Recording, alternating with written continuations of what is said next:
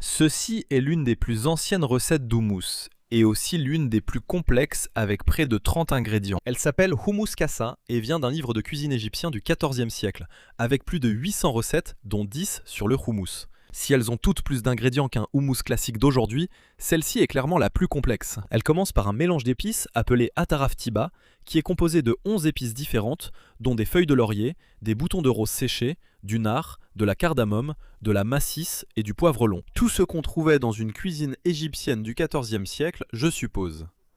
Le livre de cuisine donne aussi des conseils sur sa gestion. Maintenant, certains conseils sont logiques, comme celui qui dit que pour éloigner les fourmis, il faut essuyer toute substance sucrée qui aurait pu tomber par terre à l'endroit où vous gardez les pots. D'autres conseils demandent plus d'explications, comme ajouter de l'écorce de pastèque séchée et broyée dans une marmite pour accélérer la cuisson. Comment cela marche-t-il? Est-ce efficace? Je dois essayer un jour. En réalité, ce livre traite principalement de recettes, comme celle du houmous.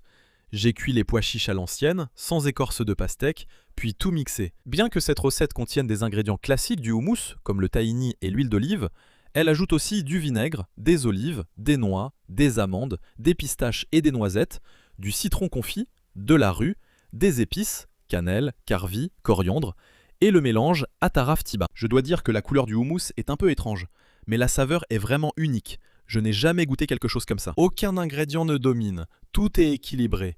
Les saveurs se mélangent pour créer une saveur unique. C'est vraiment délicieux. Ceci n'est qu'une des nombreuses recettes du Tasting History Cookbook.